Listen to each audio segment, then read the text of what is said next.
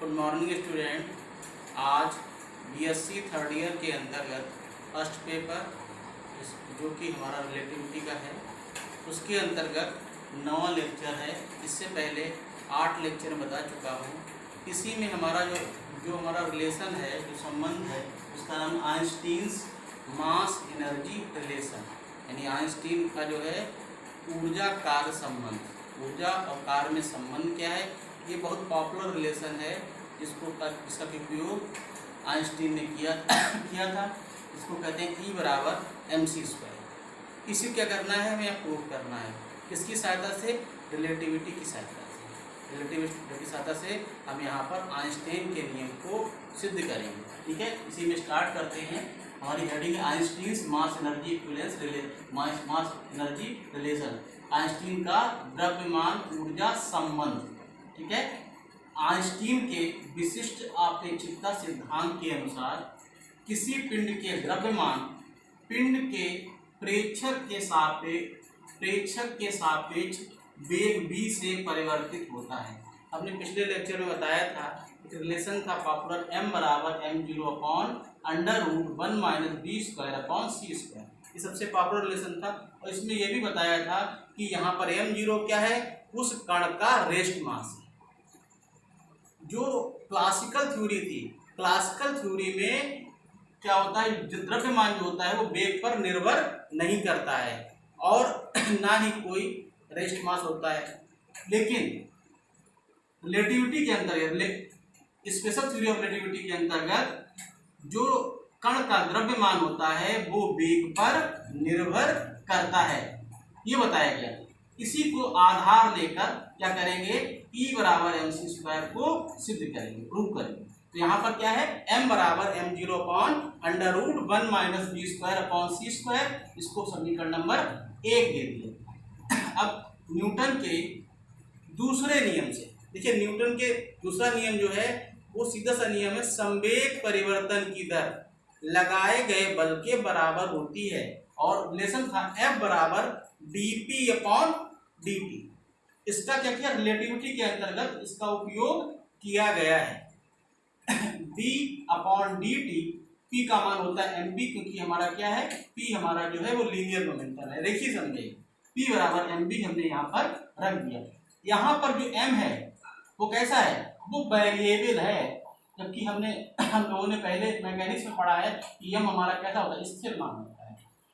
जो मान स्थिर होता है वो होता है द्रव्यमान m, लेकिन यहाँ पर m क्या है, स्थिर ना होके वेरिएबल। वेरिएबल क्या होता है, जिसका मान लगातार परिवर्तित होता रहे, आवश्यकता पड़ने पर उसका मान कभी अधिक कभी कम भी हो सकता है, वो कहलाता है वेरिएबल। अब देखिए, इसका अवकलन किया जाए डिफरेंशिएशन बाय पार्ट्स, यानी कि डिफरेंशिएशन जो है पार्ट्स के द्वारा, क्योंकि दो पद हैं तो फर्स्ट सेकंड के द्वारा करेंगे। f बराबर फर्स्ट इंटू सेकेंड का m dv/dt plus v dm/dt। यहाँ पर क्या किया, इसका डिफरेंशिएशन कर दिया। जो f बराबर dp/dt था, इसका अवकलन कर दिया डिफरेंशिएशन बाय पार्ट्स के द्वारा। हमने यहाँ पर क्या किया, इसको जो है डिफरेंशिएट कर दिया। ठीक है, जब डिफरेंशिएट कर दिया, बल द्वारा पिंड के विस्थापन ds में किया गया कार्य पिंड की गति ऊर्जा में परिवर्तन के बराबर होगा। अब देखिए, यहाँ पर जो विस्थापन द्वारा यहाँ पर कार्य किया जा रहा है वो कार्य क्या है, गति ऊर्जा में परिवर्तन के बराबर होगा। जब गति ऊर्जा में परिवर्तन के बराबर होगा तो यहाँ पर dk बराबर f ds। ये परिवर्तन क्या है, परिवर्तन को dk लिखा गया है, जबकि हम लोगों ने पहले पढ़ा है w बराबर f इंटू r। यहाँ पर जो ds है ये क्या है, ये जो है विस्थापन है यानी r है, और ये हमारा क्या है, यहाँ पर क्या है, गति ऊर्जा में परिवर्तन जो हमारा है वो dk दिया हुआ। ठीक है, तो यहाँ पर क्या हो गया, f ds। यहाँ पर जो हमारा f ds आया है, हमने यहाँ पर क्या किया, जो ऊपर f का मान लिया था उस मान को यहाँ पर रख दिया। क्या किया, उस मान को यहाँ पर रख दिया, m dv/dt, ds यहाँ पहले से दिया हुआ है, और प्लस v dm/dt, और साथ में हमारा क्या है, ds यहाँ पर पहले से। ठीक है, अब यहाँ पर क्या किया, dk बराबर, देखिए जो हमारा dv था इसको हमने अलग साइड में कर दिया और इसको लिख दिया ds अपॉन dt। देखिए m ds upon dt into B plus B ds upon dt, यहाँ पर dm अपॉन dt था, इसको कह दिया dm ds upon dt into dm, क्योंकि हमारा यहाँ पर क्या है, जो हमारा m है वो हमारा वेरिएबल है, वो हमने पहले ही बता रखा है। ठीक है, इसी में देखिए dk बराबर m b ds upon dt क्या हो गया, यहाँ पर क्या हो गया, ये हो गया वेग dv प्लस ये भी वेग हो गया d से b करेंगे तो यहाँ पर क्या बचेगा, यहाँ पर हो जाएगा b स्क्वायर और ये हो जाएगा dm। ये हो गया समीकरण नंबर 2। समीकरण नंबर 1 हमने m बराबर था, दूसरा समीकरण नंबर 2 हो गया। अब देखिए क्या करेंगे, जो समीकरण नंबर 1 था हमने कहा था समीकरण 1 की सहायता से यहाँ पे सॉल्व करेंगे। समीकरण 1 का अवकलन करने का क्या कर दिया, जो समीकरण 1 था हमारा m बराबर m0 upon under root 1 minus b square upon c square, इसका अवकलन कर दिया यानी dm बराबर, इसका जो अवकलन करेंगे देखिए m0 इसकी पावर 1/2 ऊपर जाएगा तो पावर क्या हो जाएगी -1/2, -1/2 बाहर आ जाए इंटू में आ जाएगा into 1 minus b square upon c square -1/2 -1 -3 इसके बाद जो हमारा b square upon c square है इसका अवकलन करेंगे तो -2b अपॉन सी और डी बी आएगा। ठीक है, समीकरण 1 का क्या कर दिया गया, यहाँ पे अवकलन कर दिया गया। जब अवकलन कर देंगे तो dm बराबर m0 अपॉन सी स्क्वायर 1/2 से 2 कट जाएगा, -10 हो जाएगा, यानी यहाँ बचेगा b db upon 1 minus b square upon c square की पावर 3/2 क्योंकि रिलेशन हमारा जो m बराबर m0, अगर इसको हम रीअरेंज करें तो हमारा क्या हो जाएगा, जो रिलेशन हमारा है वो चेंज हो जाएगा और चेंज हो जाएगा वहां पर क्या हो जाएगा, m बराबर m0 upon under root 1 minus b square c square की पावर -1/2 हो जाएगा। क्या हो जाएगा, पावर यहाँ पर -1/2 हो जाएगा। इस यहाँ पर जो है इस मान को यहाँ पर रख सकते हैं। जब यहाँ पे रखेंगे तो m dm बराबर m b dv upon c square, और क्योंकि यहाँ पे 1/2 चला गया, यहाँ पे क्या रह जाएगा, यहाँ पे बचेगी पावर 1 यानी 1 minus b square upon c square.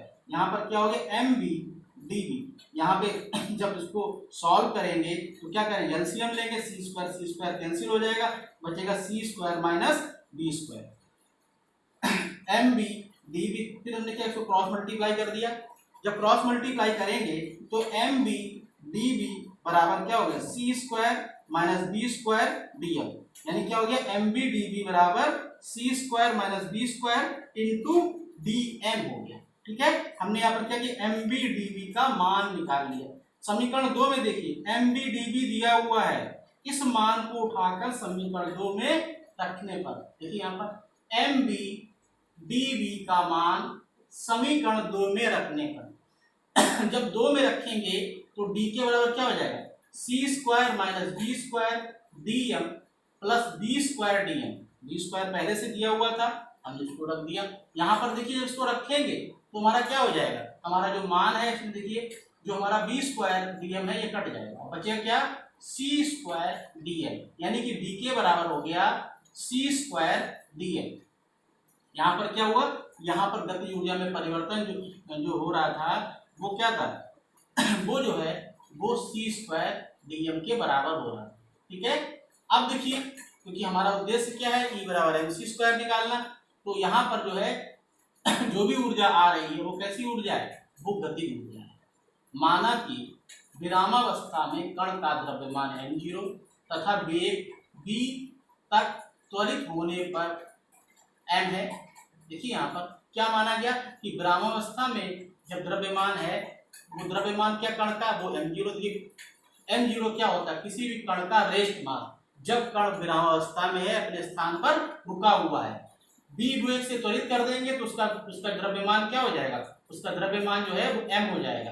तब पिंड द्वारा अर्जित गति ऊर्जा, इस अवस्था में जो हमारा पिंड है वो गति ऊर्जा को अर्जित करेगा, मतलब क्या इकट्ठा करेगा, K integration D K integration m0 to m C square D M. यहाँ पर देखिए क्योंकि प्रारंभिक जो हमारा द्रव्यमान था वो क्या था, m0, अंतिम द्रव्यमान क्या m, यानी यहाँ पर लिमिट लगा दी और जो मान हमने डी के का निकाला था सी स्क्वायर डी एम, इसको यहाँ पर रख दिया।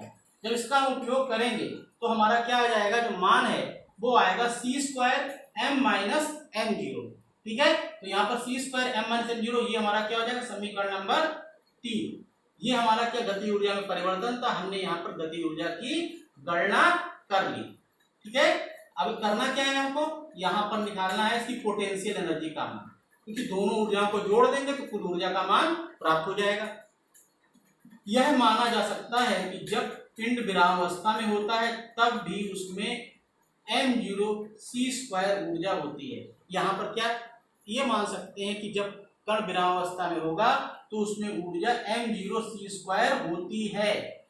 m0 c² को उस पिंड की विराम ऊर्जा E0 कहते हैं। देखिए ये माना गया कि कण विरामावस्था में है और विरामावस्था में उसके पास जो ऊर्जा है वो है m0 c², और ये ऊर्जा जो है इसको कहते हैं रेस्ट एनर्जी, और इसको क्या किया है, E0 द्वारा व्यक्त किया गया है। वास्तविकता में क्या है, ये जो है पोटेंशियल एनर्जी ही कहलाएगी। पिंड की कुल ऊर्जा E अर्जित गति ऊर्जा तथा विराम ऊर्जा के योग के बराबर होती है। यहाँ पर क्या है, कोई भी पिंड है उसमें क्या होती है, दो ऊर्जाएं सम्मिलित होती हैं, एक काइनेटिक एक पोटेंशियल। जो हमारी ऊर्जा विरामावस्था में है वो हमारी कहलाई पोटेंशियल एनर्जी। अतः इस प्रकार E बराबर K प्लस E0, K का मान हम लोगों ने निकाला है यहाँ पे m minus m0 c², m minus m0 c² plus m0 c²। ये क्या है, हमारा जो है रेस्ट एनर्जी है, जिसको कि हम पोटेंशियल एनर्जी कह सकते हैं। देखिए यहाँ पे m0 c² माइनस में है, यहाँ पे प्लस में है, यानी क्या हो जाएगा, एक दूसरे को कैंसिल करते हैं, यानी कि E बराबर क्या हो गया, mc²। ये आइंस्टीन का बहुत पॉपुलर रिलेशन था, बहुत ज्यादा प्रसिद्धि इसमें प्राप्त की। यह आइंस्टीन का प्रसिद्ध द्रव्यमान ऊर्जा संबंध है। ये बहुत पॉपुलर रिलेशन है, इसका उपयोग करते हैं जब भी आइंस्टीन की बात करते हैं, E बराबर mc²। इससे स्पष्ट है कि द्रव्यमान m के निकाय के साथ ऊर्जा mc² संबद्ध होती है। इससे यह भी स्पष्ट है कि कोई द्रव्यमान m है, अगर किसी निकाय के साथ संबद्ध होता है तो उसके पास ऊर्जा mc² होती है। इस प्रकार से यहाँ पर मास एनर्जी रिलेशन के अंतर्गत जो कि आइंस्टीन ने बताया था, यहाँ पर E बराबर mc² special theory of relativity के अंतर्गत प्राप्त किया। इसी में आगे अगले रिलेशन में फिर स्टार्ट करते हैं। आज के लिए बस इतना ही। धन्यवाद।